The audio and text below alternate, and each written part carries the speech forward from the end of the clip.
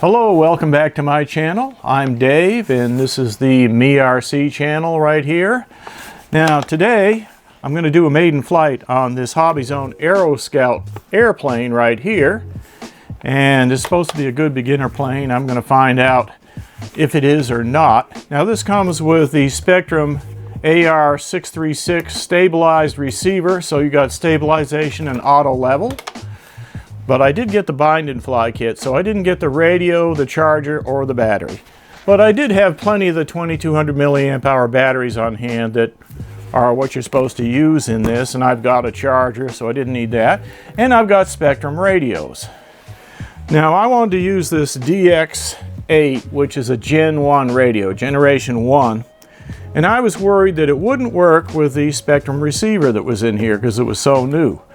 The directions that I got with it didn't actually have any instructions on to hook up these old radios. If you got one of the newer radios, no problem.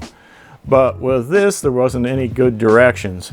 But I did work it out. It works good. I've got throttle cut right here on this switch.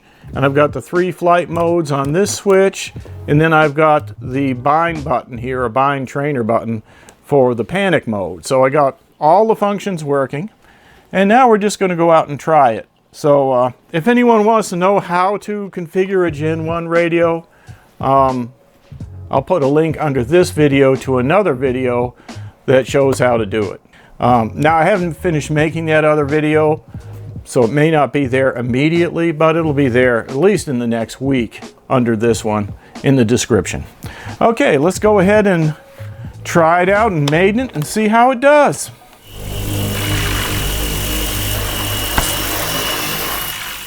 Let's go ahead and turn on the radio first, of course.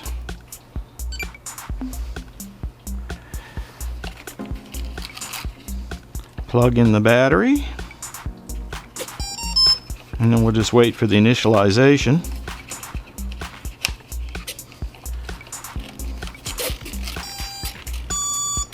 It has the AR636 stabilized receiver inside it.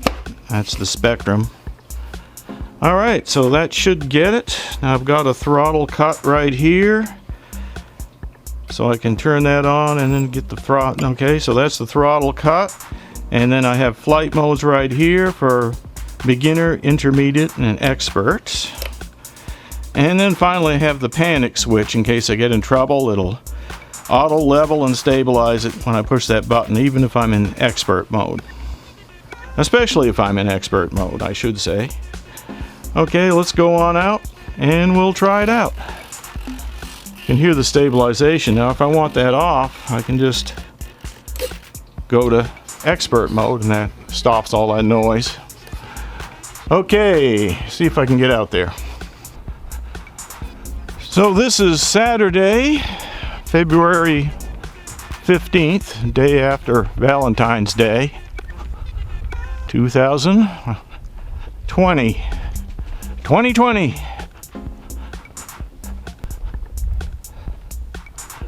Kind of cold out here today. It was 29 degrees in the morning, but now it's warmed up to about 40, and that's good enough for me. All right, I really haven't seen any golfers today at all. So we had a lot of rain and the ground's kind of soft. I don't know if that's what's stopping them, but we'll see. See if I can get out here. Be nice to fly it right here in the middle. Let's see what we got down there. I don't see anything but an empty bench. Wind's coming from a good direction. It's coming from the barn over there. All right, let's put beginner mode back on and we'll see what we got. All right, throttle, go with the throttle, turn that on. We got throttle. All right, and let's see. Oh wait, one more thing. Turn the throttle back off. I got to turn the camera on. I'll wait for that.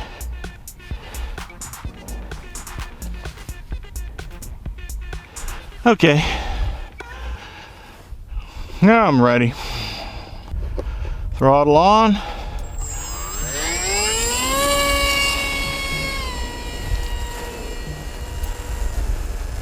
Still pretty reactive for beginner mode, isn't it? Turns right around good.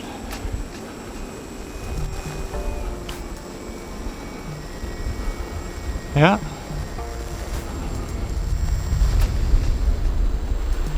Throttle down here a little. That's with the throttle way down, is trying to keep it stabilized.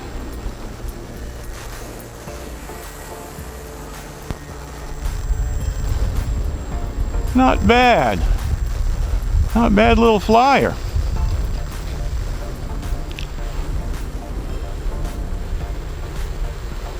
See if the rudder works, yeah. Now if I'm to cut the throttle a little bit, let's see what happens. Little flyby here with low throttle.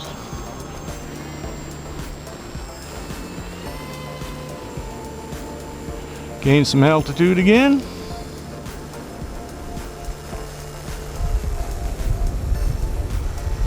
Slow the throttle down.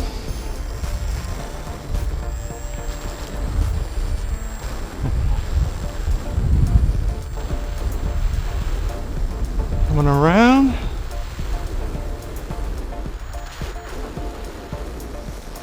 I'm going to go into a dive here.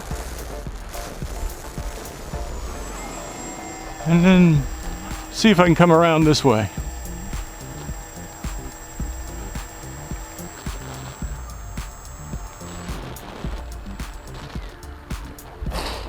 Look at that landing. That is pretty cool.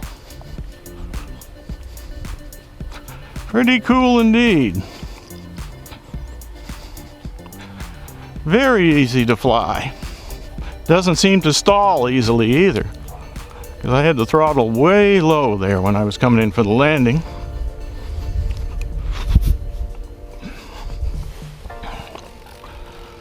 Now I could turn the camera around backwards, but it probably wouldn't see much. From the angle I'm seeing, it would just see the pedestal for the motor. I probably should have put some tape on the edge of the wing to get a better view, but hey, it's just the first time. All right, let's do another little flight. Since there's no golfers,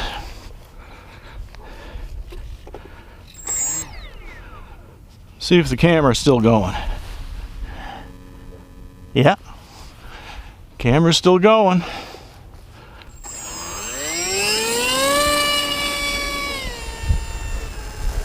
Takes a little bit to get it moving, but it doesn't take a whole lot of speed for it to lift off. As far as ground speed,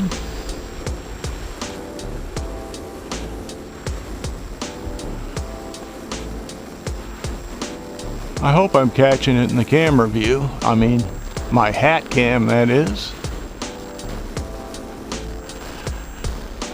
It's got a narrow angle lens on this camera, only 90 degrees, so hopefully I'm catching it.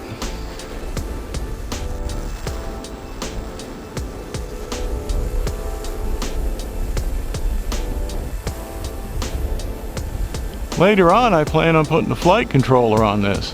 I might put that Brain FPV Radix flight controller on it.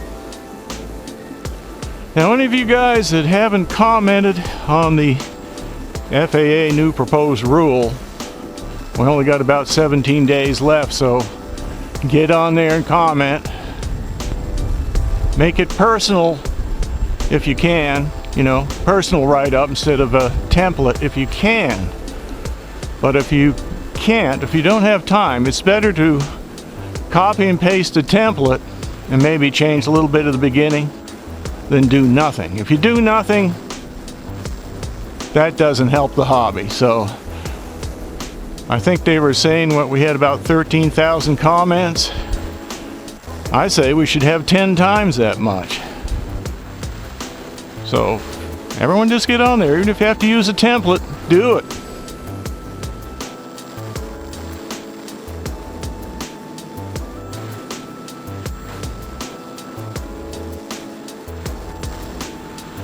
Okay, so coming around. I think I'm going to try intermediate mode here. Now I don't have any stabilization. It only limits me as to doing rolls and things like that, but there's no stabilization, as you can see. Now you're looking at my crappy flying. It's not as smooth, and I'm sure you can see it in the camera as well, that it's kind of rocky now because of the wind, and also I've got 100% rates. So yeah. All right, now I just turned it back on to beginner mode. Now I could have just hit the panic button. I could leave it in intermediate and hit the panic button when I want to do something. When I want to level it off. Panic button is on the trainer switch.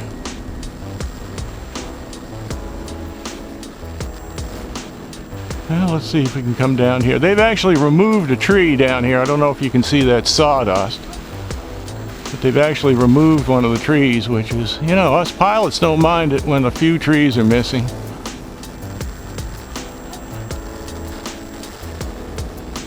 I think my hat's slipping down here. Let me get it back up there a little bit. I can feel the camera coming down onto my nose. See if we can land it from this direction. This is with the wind though, so I don't know. I'm not comfortable with that. I didn't like that. Coming in way too hot.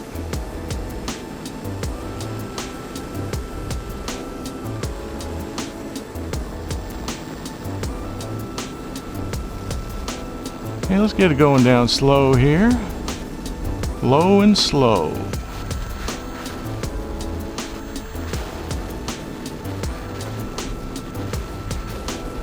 Around nice and slow.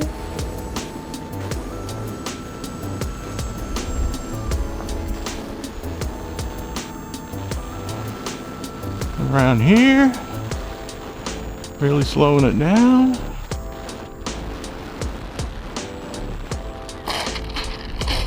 Going downhill there, but did a good job.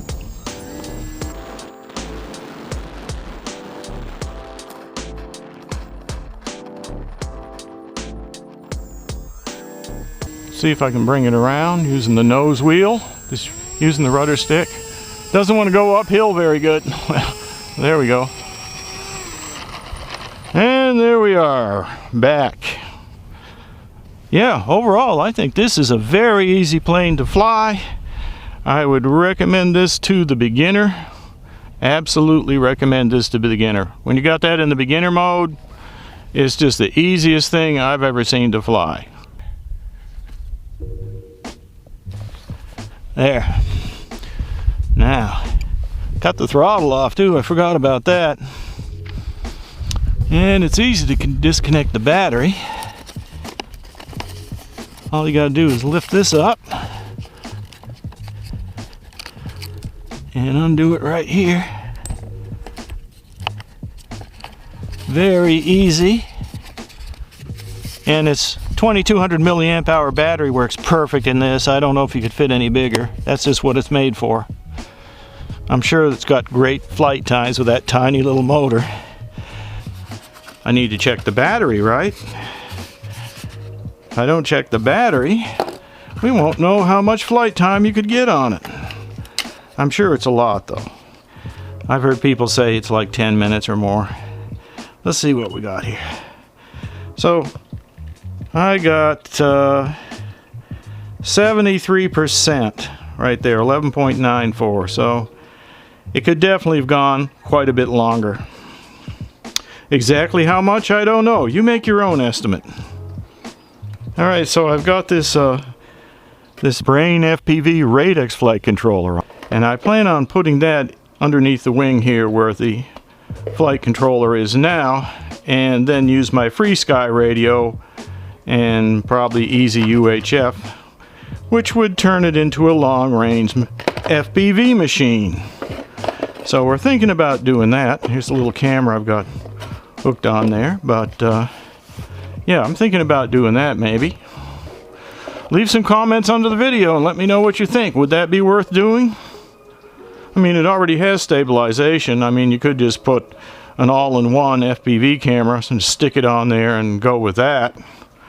But it'd be kind of cool to have the OSD and all the telemetry, and plus have it be long range so I wouldn't have to worry about losing it. But yeah, let me know what you think under the video, and I'd be curious to find out. We'll see you next time. Dave signing out.